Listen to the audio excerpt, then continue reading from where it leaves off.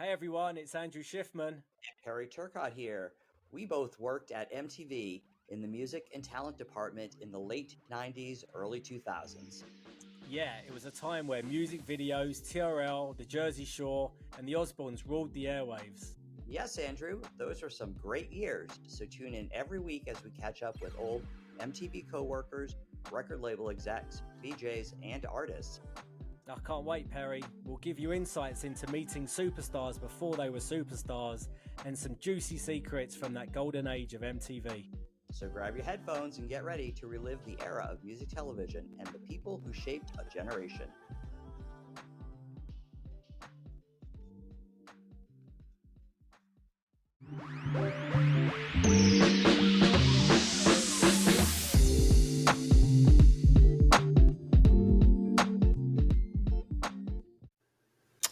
Happy Thursday, everyone. Welcome to the Music Lounge. We're here for another week. How you doing, Perry? Welcome. I'm doing well, Andrew. How are you today? Good. Always good. We have a great guest today, right? We certainly do. Today in the Music Lounge, we have Courtney Smith, who is a former MTV music exec and worked in label relations. She is also the author of Record Collecting for Girls and is currently the editor of Eater Dallas. Welcome, Courtney. Thank you so much. It's so nice to see your faces. I'm so excited to talk about these old memories of ours. Well, we're glad that you're here to join us today. It's been a minute since we've had a chance to chat with you, so we're excited to get into this with you. So I think internally at MTV, most people knew you as sort of the indie guru who was like, was our conduit to that whole genre of music. So tell us about your time at MTV and specifically your influence on MTV2 programming and the show Subterranean. Okay, so I came to MTV straight out of college. It was my first job. I'd interned for MTV a lot. I actually really wanted to be hired by MTV News Online and be writing news stories. And it did not happen. But someone I'd interned for at MTV Online hired me because they were launching MTV2.com. And that was the first project that I worked on. There used to be this video show that was in 2000. I moved to New York in August of 2000 and took that job. And there used to be a voting video show, and I can't remember the name of it, but my job was to pull stills from every single video because you had to do that by hand, everything that was in rotation. And right back then, Holly Showman was programming MTV2 overall, and she had that show. And I got in trouble a lot during the course of my job, as Perry knows some of those stories.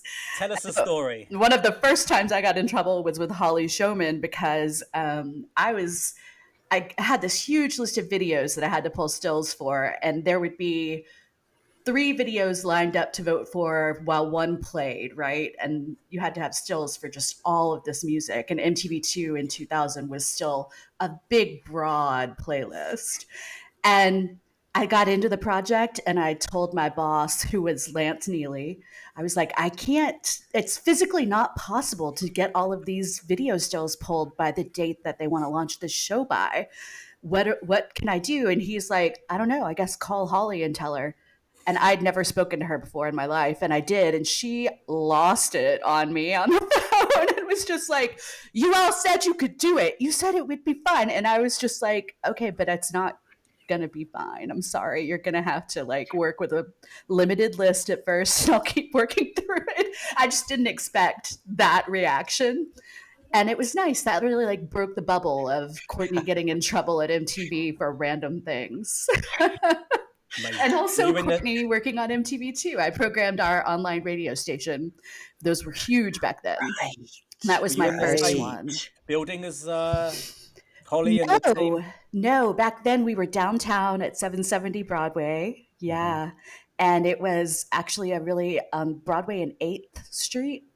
And it was a really nice, quiet location.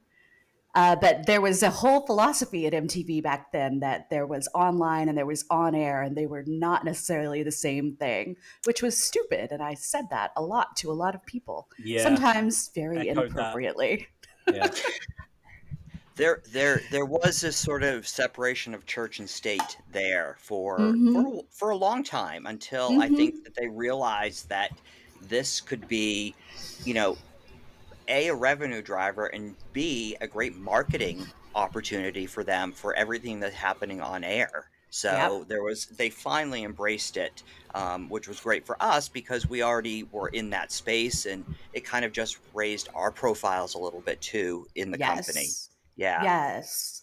I mean, for you and I, Perry, we were working on MTV.com with Brandon, and that was our domain. And he was our representative to 1515. Like, he would go up to the music meetings and be the face of .com. Yep. Yep. Where we were at 770 was there had been this whole plan to create this, really state of the art performance space there. This is before the Yeah. .com bubble burst in 2001, I think. But anyway, we still managed to get a lot of bands in there to interview and perform. I Yes. remember I started doing an autograph book, and I'm sure I've got it somewhere, with every artist who came through, I and remember that. having Coldplay like sign this little Yes. autograph book. And it was, I think, the night that they were doing their first US show at Irving Plaza, and Chris Martin lost his voice, and Yeah. they did like 3 songs, and then he walked off stage. Yeah, it's funny. Yes. I remember that. And that we interviewed them inside the cage where all the servers were, and it Right. was such a cool backdrop. Yeah. Right. There's Yeah, all this, exactly. Perry, I've been talking about this with people lately, and David Krinsky, who worked on RollingStone.com, was one of them, about how there's all this cool stuff that we filmed in this era that just isn't on the internet anymore. It was done specifically for the internet. People saw it, maybe, but MTV.com then wasn't Mac compatible. It was only Microsoft Windows Right. streaming. And Wow. yeah, so there's all this amazing stuff I tell people about. I was just telling a friend's kid who was a 17-year-old big fan of Fiona Apple about how for the Extraordinary Machine album we had her in, and I got to see her perform on her piano up close. And she's like, "Wow, do you have the files anywhere? Can I watch it?" And I'm like, "Nope, it's sitting in a library." Yeah. Well, and it's funny too, because I think because we were so busy, and the churn was so great, and the amount of artists who came in was sometimes overwhelming. We could have 2 and 3 artists in a day, Yeah, and we would feel like I don't think we appreciated how special a lot of these things were, because we didn't have the chance to sort of take that in. It was like, okay, you're yeah. done. We got another artist coming in. Yeah, Yeah, crazy. absolutely. So, to go back to your question, I got laid off from MTV2.com. They killed the whole project within 4 months. They forgot to tell us, though. It was when Sarah Cohen was running MTV.com. And once they remembered that we worked there, they told us, but they wanted to keep us on for a few extra months to do that project. And I applied for a coordinator job working with Brandon Schmidt and Perry Turcotte and joined your group in music programming. But that's sort of where I became the indie person at MTV, because there was so little attention being paid to MTV.com, and there was this mandate. Brandon gave it to me, but I know it came from above him. Have downloads on the website. People love to download free music, so let's have downloads and like get whatever you can get. And I would get some stuff from major labels, and I would get stuff from indie labels that I just liked and put it up. Nobody cared. They were just like, whatever, have 10 downloads at all times, whatever it is, it's fine. So I was putting up like stuff from Polyvinyl Records, Sub Pop, Matt, like whoever would sign the agreement and be like, yeah, cool. And a lot of those labels were super forward thinking, especially the Beggars Group. They were very much about sharing MP3s. And a lot of the indie labels became that way because they saw with free file sharing how helpful it was to them.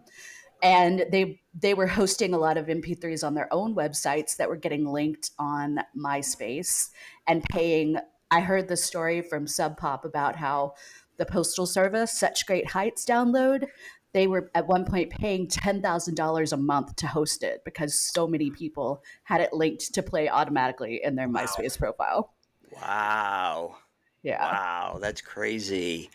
So Oh, I it's like started You know hate what? just, money. But it was $10,000 well spent too, because yes. it was amazing, like marketing for them too. Absolutely. They didn't regret it. They told me they would get the bill every month and have another meeting and be like, should we take this down or should we keep paying for it? And they would just decide to keep doing it because Yeah, it was worth it. Even though it absolutely. wasn't tangible, how it was worth Right. it wasn't E- tangible. Exactly. So there was a lot of making stuff up as we went along, as you remember, Perry, and trying things out. And that was super fun. But yeah, that's when I started. And one of the bands that you every now and then would let me book one of my bands to do a live performance. And one of the first ones I did was Rainer Maria, who are an emo band that I love so much. And I'm friends with some of them now. I mean, I'm friends with all of them now.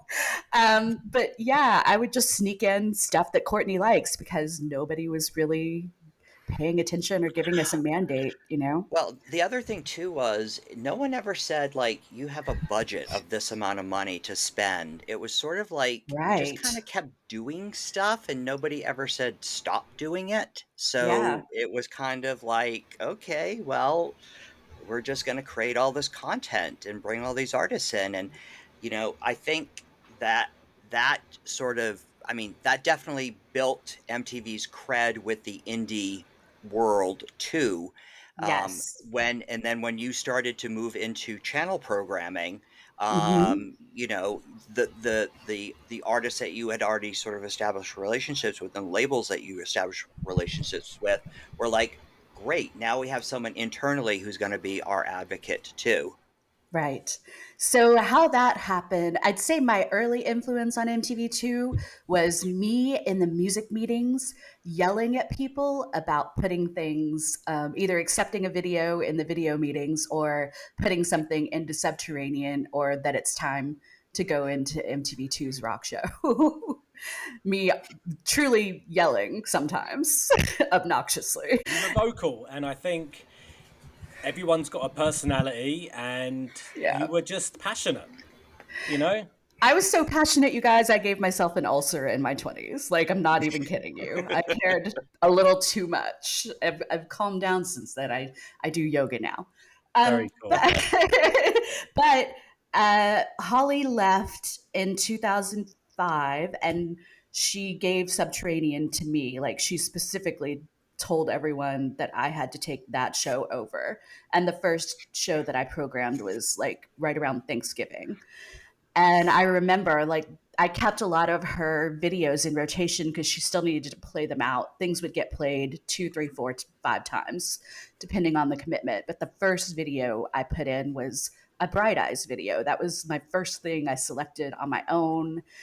The channel had tried to give Connor Obst a lot of support in 2003 and had gotten pushback because he was very anti-corporate and did rants against Clear Channel and against MTV, and I think that turned people off.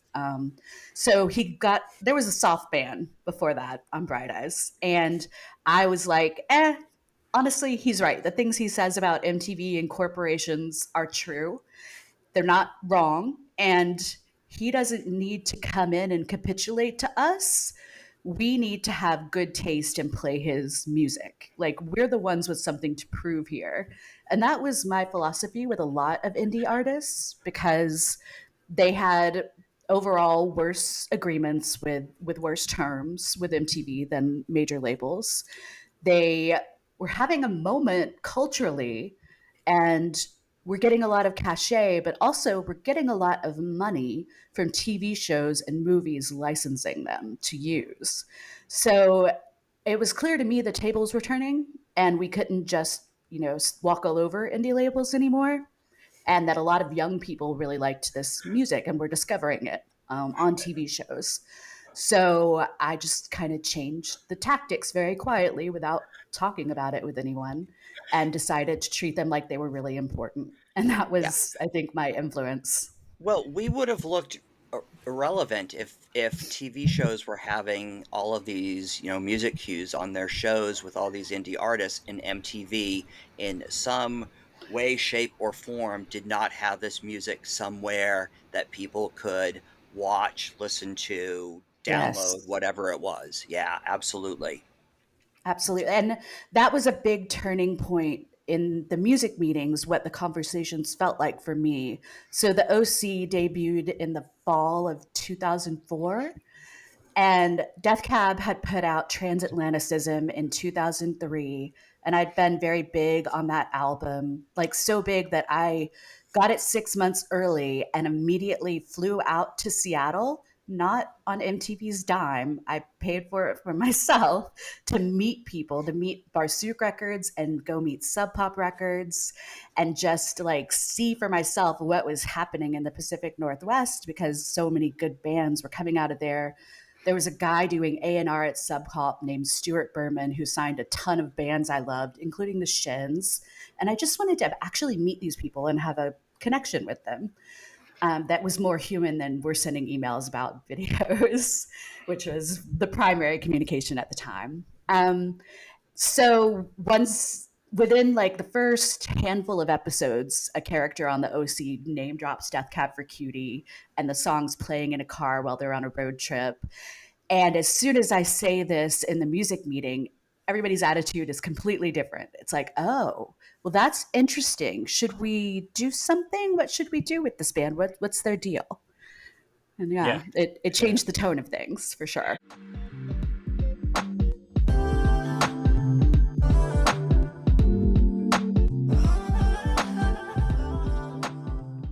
That's cool. So- And I think MTV2 had that younger, edgier demographic, so you were really able to uplift music and expose it.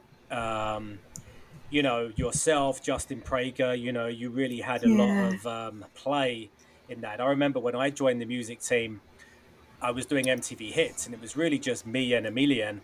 And I used to do the programming. I would go into her office. She would kind of check the list and change some things. But everyone's opinionated, right? Like, it could have been the perfect playlist, but she would have a different version to what I did.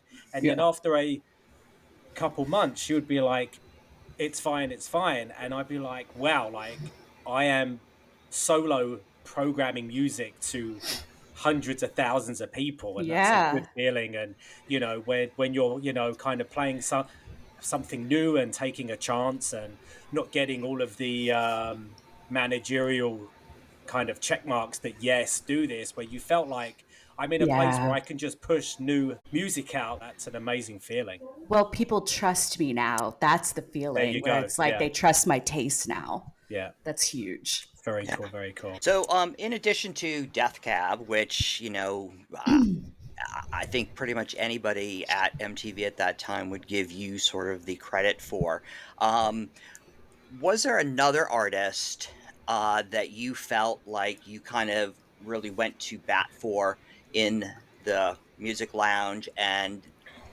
then they really kind of ended up breaking really big? Well, yes. So I don't know if you remember this or not, but the Shins on their first album, which came out in 2001, I was not in the music meetings yet. And I waited. It came out near the end of the year, and I waited and I watched it grow. I loved them so much. And in 2002, when I felt like it was big enough, I got Sub Pop to just send me a case of CDs. And I walked around the 25th floor to everyone's offices and gave them a copy and was like, just do me a favor and give it a listen. Just put it on sometime. I love this band. I think they're going to be important. I mean, they're on Sub Pop, so I don't know. Back then, it was so hard to tell because indie labels just didn't have the infrastructure to break bands. Mm-hmm. And smash cut to 2 years later in 2004, and that Natalie Portman movie comes out where she's like, listen to the song, it'll change your life. And I'm sitting in a theater watching that, and it's from that album. And I was just like, oh God. Oh, I mean, I guess I was right, but also this is so embarrassing. So yeah, I'd say the Shins were one I really cared about, but I didn't have like the pull to get anybody on board with it yet whenever I went to bat for them. And I would also say, embarrassingly enough, I was kind of the person who ended up pushing for Fall Out Boy. I was just going to say that because Yeah. you had all the digital stats about what was happening with them, Yeah. and nobody else kind of like I don't know if they were signed to a major label at that point yet, but we were all kind of like, oh, that's an odd name for a band, and we didn't kind of get the music, but you were like, no, this is what's happening right now. We have to Yeah. be on board with it. So the thing with Fall Out Boy, it is not my kind of music at all. I was not an emo person. Well, not a second wave emo person. First wave emo, yes. I'll Jimmy Eat World all day long. Fall Out Boy, I don't care. But it was because of MTVU. We put them in the freshman voting one time. And the freshmen, for our listeners that are not like into the deep cuts of the 2000s, was a video voting show on MTVU. We would put 5 or 6 artists up against each other, and it was just like a battle royale with online voting. And they were doing really good numbers. They were on Fueled by Ramen, and I don't think Fueled by Ramen had done its deal with Atlantic yet, but they would very soon. So it was natural. There was no major label bot vote action going on. And looking into it a little deeper, like they were soundly beating everyone every time we put them up, and they became a mainstay of that channel pretty quickly. But looking into the voting, I was like, oh no, they're really like grassroots getting fans from their message board, which was super impressive to me at the time, and somewhat from MySpace and like social, but they just had a huge engagement that they owned. And a lot of bands and artists weren't doing that then. Like they just weren't savvy enough. And these guys were super online, super accessible to their fans. And as we got like more into them, we did a shoot for MTVU that I went to out in LA. And they had such great personalities that it was just like, we need to get behind, like we don't need to wait. We could lead the charge on this and discover this. Like they're very MTV too.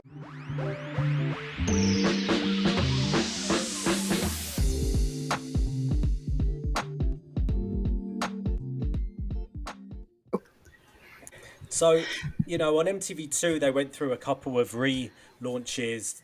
2006, they introduced the two headed dog, right? Right. And that's where we saw a lot of programming shift, more long form programming, Mm-hmm. which was kind of a good thing because the ratings were growing. The channel was becoming more of a staple.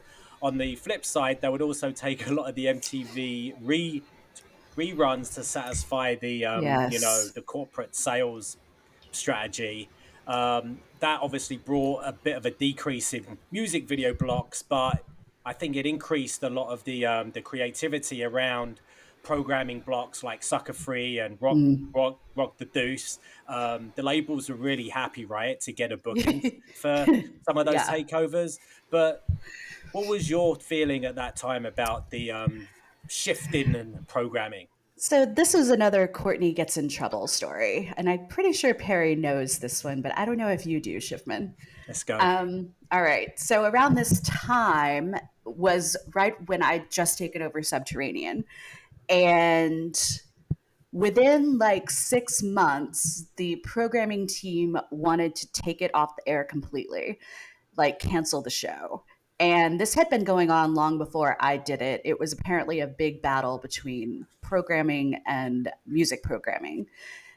And they'd already cut the show down. It used to be 120 minutes, and that was too many minutes. So it became Subterranean and an hour long program. And I wasn't invited to the meetings where those conversations were happening. And there was somebody who was much higher above me, who I'm not going to throw under the bus, who was leading that charge. And I didn't really have like the power to go up against them. So I did something that I really shouldn't have, but I did it anyway, and emailed a lot of labels and told them this was happening, and told them they should email in and let people know they did not want that to happen. Not only did labels send in emails, but artists sent in emails. Courtney got almost fired, Wow. had to go get a big talking to from the head of MTV2, who I had to apologize to several people, and I did. Did I mean it? No, I really did not mean it. But it was what was needed at the time. And honestly, some of the people I had to apologize to, I think, were not as upset as they pretended to be because they also had a soft spot for this show. It meant something to them. So, with my job barely intact, I just kept my head down and kept programming Subterranean and didn't say anything else about these sort of changes that were happening at the time that you're talking about. But I felt a lot of pressure from labels, not on myself. I just felt it from conversations we would have in the music meetings. The music meetings got more tense to me then because there was a lot more competition with major label agendas getting things into slots, and that caused a lot of interpersonal tension in the department. Like, it would boil over out of the meetings sometimes. I found myself strategizing in advance of the meetings. Like, I would call people up and be like, hey, I'm trying to get this to happen, or I'm going to support this, and like, which way are you going to vote? It was weird. Like, it became weirdly political for us because of all of that happening. Yeah, there was a lot of artists that came from the top down that you really, whether you thought it was a good play, you just had to play for some corporate Mm-hmm. reason. You know, I Mm-hmm. remember, which ends up being a good thing. But like when we were introduced to the Lumineers, and it was Mm. almost a global takeover on VH1, CMT, Mm-hmm. MTV. You know, one of those big global initiatives, and at the Yeah. time, you're like, "Fuck, really?" Like, it just doesn't fit our channel at the time because everything was so genre formatted Mm-hmm. versus now everything's crossover and it doesn't really matter. But you're like, I'm going to put a country artist on MTV2 premiere, like, and then all of the labels are going to be calling you, be like, what is that? You know? Yeah. Can we get this treatment? So I know Perry remembers this, and I don't think you were in the department when this happened, Andrew, but the launch of the Justin Timberlake solo career was the first time we put a package like that together that was cross Okay. channel, cross anything. And the second artist we did that with was the Arctic Monkeys. And I do not know how or why. I guess because of Epic Records. They were aligned with Epic. They were on Domino, but aligned with Epic. But I You thought that know, was remarkable a lot because of it was these, Justin Timberlake to the Arctic Monkeys. yeah, some of these big plays, not saying it was an Arctic Monkeys play, but if you do this with this artist, you'll be able to get so and so for like a Yep. VMA headline performance, right? Or Right. so we would It's be trading, it's horse trading. trading. Yeah, And yeah. we did that because we lost a premiere of a Linkin Park video to Clear Channel. They were putting it on all their digital platforms. They'd put together a package and all of their radio stations. And Warner Brothers decided that was more valuable than an MTV2 premiere. And we were like, oh, we have to put together a better package.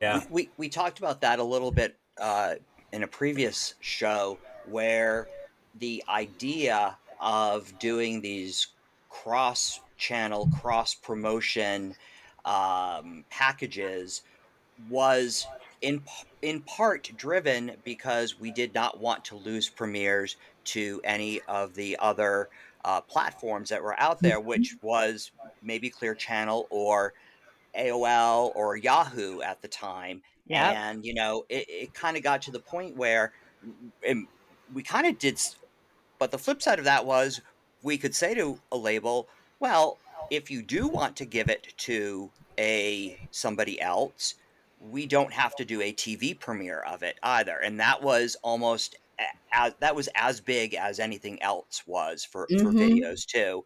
And I think that helped us when the digital landscape started to get a little bit more competitive.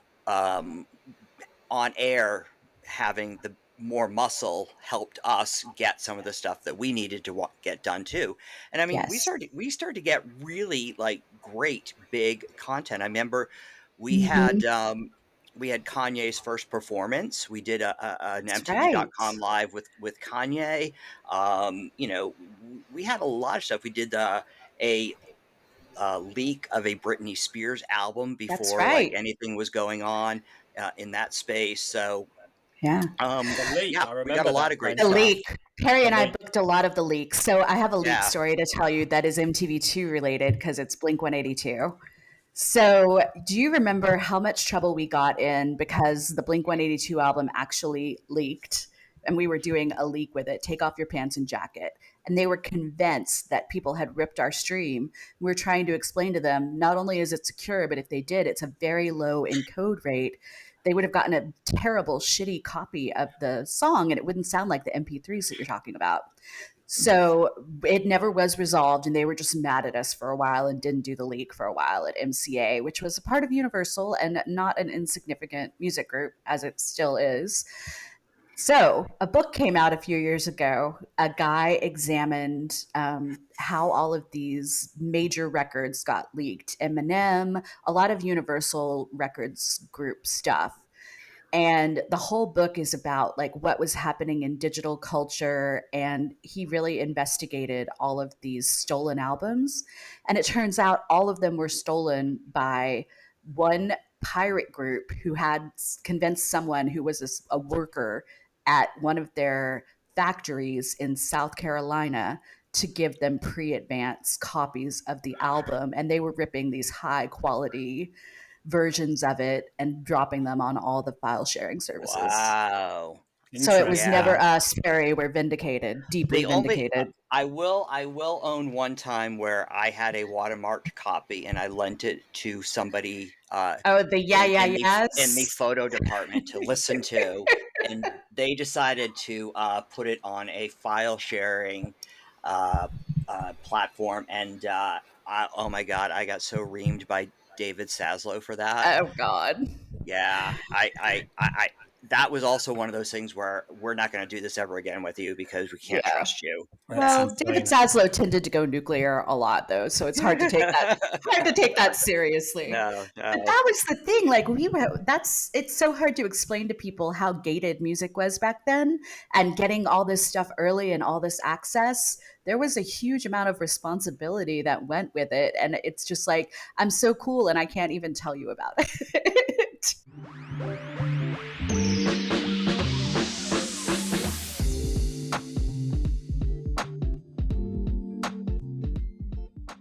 Andrew, are Yeah, we what's ready the for the time? quick fire? We're Okay. gonna do it, Okay. Courtney. We are gonna throw some stuff out to you. Here we go.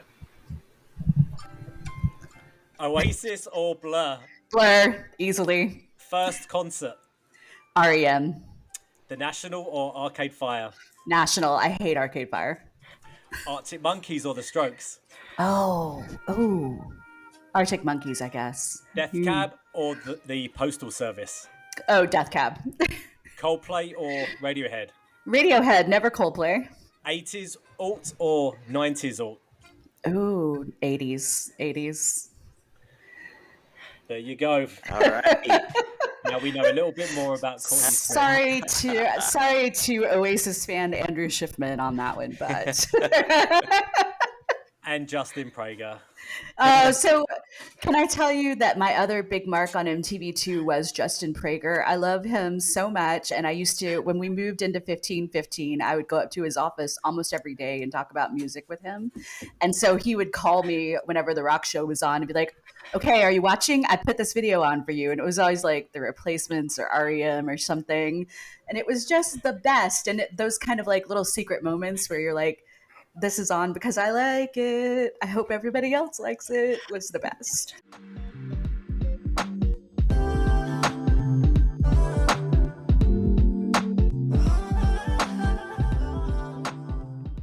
Talking about Justin, we've obviously talked to, Justin, Butterman, and obviously I've got opinions in this as being, part music programmer, part artist relations or slash the label relations. So what gave you most satisfaction? Was it kind of programming music, or was it the artist relations role that you kind of had as well? Neither. I really liked doing weird Oh. stuff on the internet. Like I liked when we would do some new project and you have to like explain it to everyone and work through all the rights. It was like doing a puzzle at the time because everything was the cutting edge, everything was new. Well, I remember you could talk about this better than I can. The year that they decided every VMA performance was going to be Oh available for download god. on the site to help promote the launch of Urge, and you were Yes. Oh charged my and you were god. charged with taking Urge. care of that, where you had to go So and get rights for these performances. what a night that was. So, for the people that don't know, Urge was MTV's download service. It was a partnership with Rhapsody. It was subscription, just like Spotify is now, but it was deeply ahead of its time. And that was the 2006 VMAs, I believe. Yeah. So, that was ridiculous. The way that it worked then, we couldn't even get things cleared the night of. We were trying our best to get them cleared for the rerun the next day and that whole weekend. Now it's like magically it all happens because artists expect it, but nobody was doing that then. And they were putting chyrons into the show, the next run of the show. Come download this at MTV Urge and join our service. And the funniest artists, my favorite ones that night were Beyonce, because they invited me into her dressing room while she was down in her seat, and her dad Matthew was still managing her.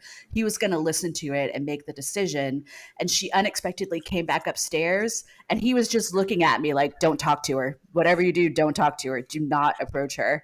And I Don't was make eye like, contact. I'm not going to." Christina Aguilera, who unfortunately had a terrible performance that year, and our friend Gina Esposito was her escort. And Gina always had Christina because she was one of the only people who could like handle her. She was very difficult. And I went with the CD to her dressing room, and Gina's sitting outside, and she's like, "Okay, I'm gonna go. I'm gonna go ask him." And comes out immediately. They didn't even listen to it. They were like, "Nope, not approved." And the All American Rejects, who our friend Tuma Basa had that year, that was hilarious pairing. And I was in their dressing room trying to get them to listen to it when it was announced they'd won a VMA, and they all like lost their minds and started shaking up beers and opening them and wanted to like party, and it was adorable. They were so sweet. And the Pussycat Dolls, who I was literally running around the whole night trying to find. They were moving around so much. And I heard over the headset that they were leaving. And so I like hauled butt outside to grab them. And I think Jen Zeller might have been with them that year. I grabbed her and she's like, "Oh, yeah, let me ask them." And Nicole Scherzinger just looks at me, however you say her name, just looks at me and was like, "Yeah, no, it's fine." Because they didn't sing any of it. That was all lip syncing. They didn't need to listen to it.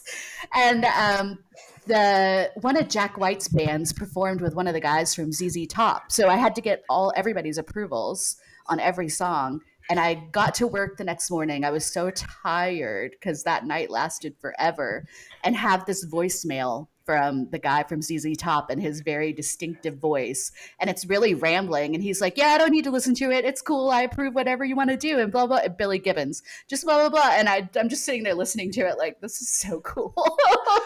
Because most probably didn't understand how it was even being used at that point. They did not get Yes.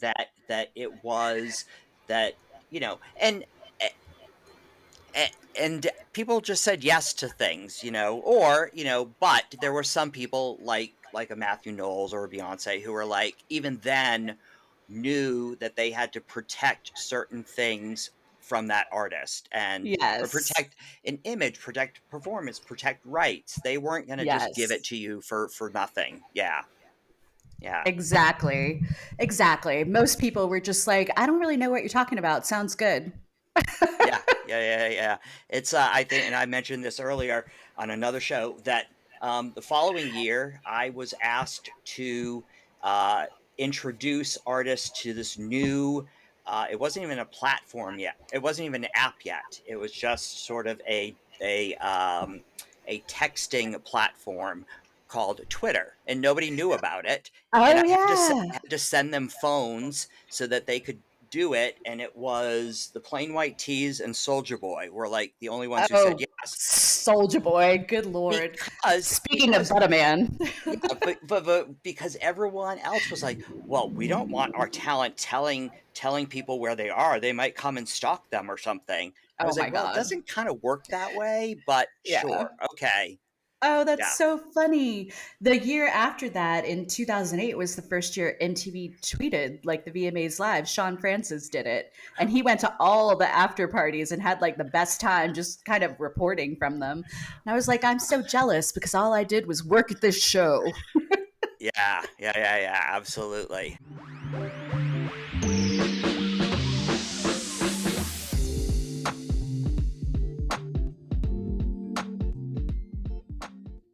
Talking about award shows, there was one that you were kind of known for, and I'll let Andrew kind of pick this one up. Yeah, we love tempo events, right? We We love to did. work shows. It was our highlight. After parties were great too. But talk to us about the Woodies, how they first came about. And I think there was a big distinction between how labels supported them, how that show was different to like a VMAs, right? Yeah. Was there was it just, easier to get stuff done, to be creative? Any good stories that you Oh want to my share? gosh. So the Witties were they were my idea. I was really invested in MTVU and working on it a lot with our coworker Yomi. And I was just like, we should have an award show, but it should be funnier. So I stole the idea. It was not just my idea. I stole it from Sub Pop Records. So when Bright Eyes sold 100,000 records, Saddle Creek had a party at the Omaha Zoo and invited a lot of their indie label friends to come out for it. And they gave the band, we would get these gold and platinum records when bands sold 500,000 or a million CDs. And this is an industry standard thing. They made them a wooden version of that because they went wood in the hood. It's a lyric from a Wu-Tang song. And so the people at Sub Pop were there and they thought this was really cute and started making wooden records for their artists. And like it happened for the Shins and the Postal Service. And it just became this funny thing. And Megan Jasper, who was the general manager at Sub Pop at the time, told me about it. And I was like, that's our award show. That's what we should do. Like really irreverent and kind of celebrating nonsensical milestones, because it's a different scale. Um, so they loved it. The MTVU production people were like, yes, this is amazing. That's hilarious. Let's do it. The very first one we did was like a totally pre taped show with Jim Shearer doing interviews with bands in New York and presenting them with our incredibly ugly award. I argued for a long time that we should make wooden records, but no, Stephen Friedman wanted college students to be involved, and that was always a mistake. They designed a terrible, ugly award. Um, but yeah, like the first year we did it, they started doing it at Irving Plaza, RIP.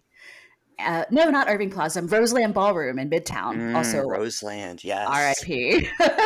And Death Cab were one of the first bands that played, and it was so fun. Like it felt grungy because Roseland was a little grungy. It had a lot of history and a lot of concerts happened there.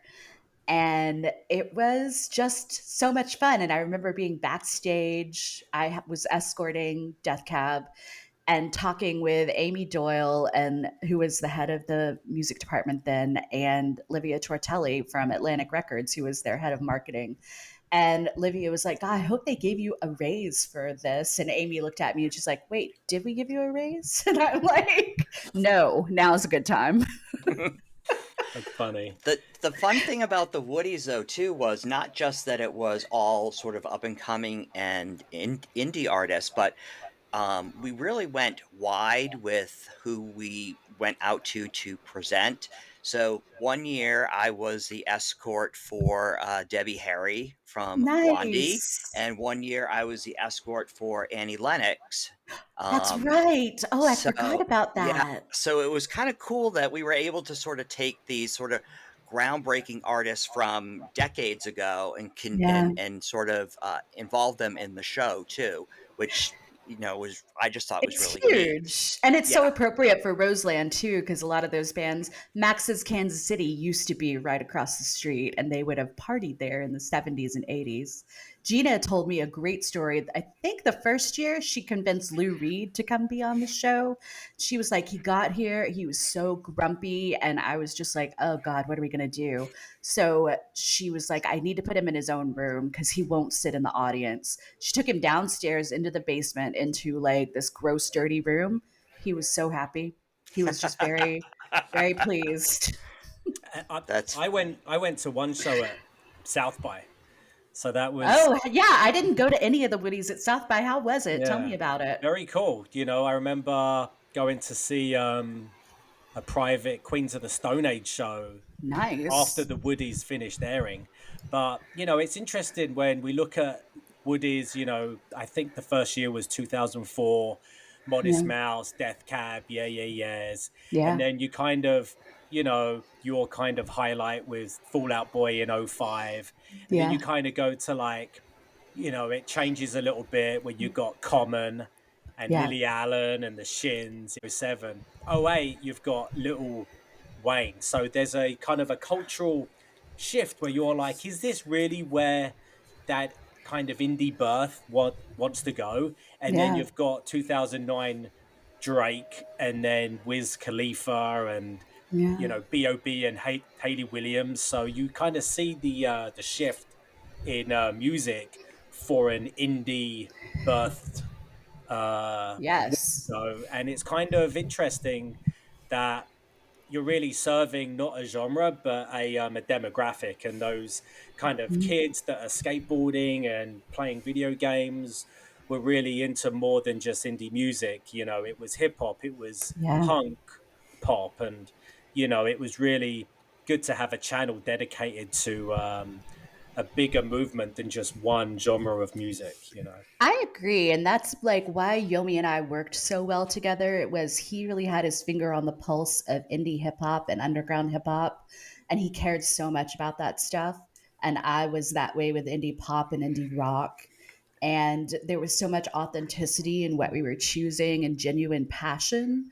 And then I think we did a good job together filtering through major label priorities and big bands and what was going to break and what like was a favor and what we cared about. And it felt like a great mishmash of a channel. But it also felt so much more free than MTV2 or MTV, which was so stuck in genre lines and this idea of segmenting audiences, which was really driven by advertising. It's like a radio idea. Whereas MTVU and by reflection, the Woody Awards got to feel like freeform, and it was much more playlisty and artist driven. And that stuff was so fun to work on.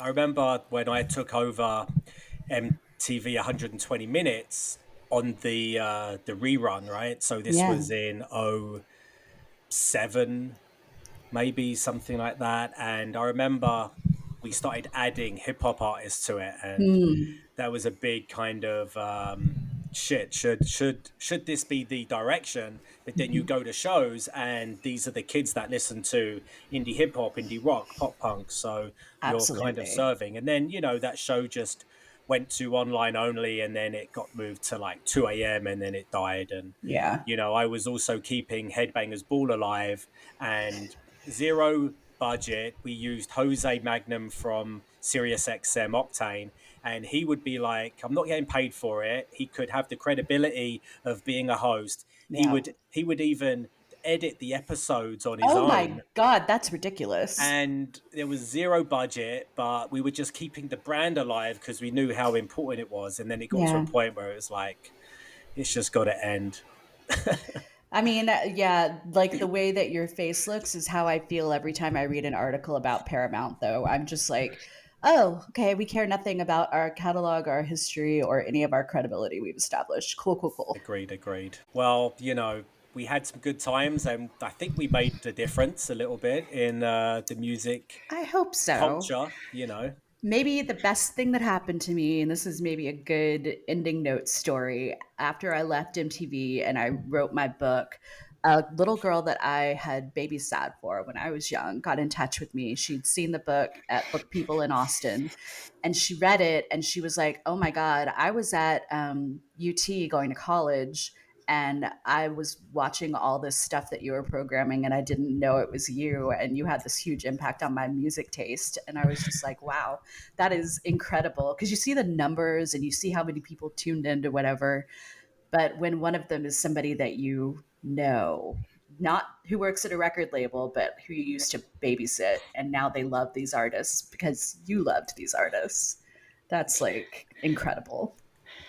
It's got to make you feel really good about what you did, even for all the headaches that you probably had being there for the time that you were there. Almost It, getting fired a it, few Yeah, times. a few times.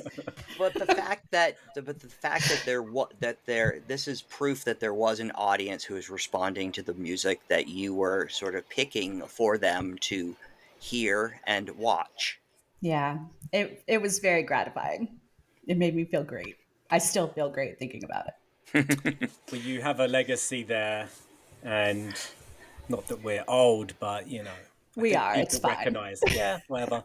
People recognize the work that we did, and this is great conversation. We love talking about those days. The artists that we love and we still listen to now, right? So I'm Oh happy a God, lot of those yes. artists that we supported early on have really big careers and I have grown actually too. wrote the bio for Death Cab's last album, so Wow. Good for you. still friends. Excellent. Well, thank you so much for joining us today. We really appreciate it. Thank you so much for having me. This was such a fun conversation, and you guys are the best. All Thank you. right. Good to have you. We'll see you soon. All right. Thank you, Courtney. Bye.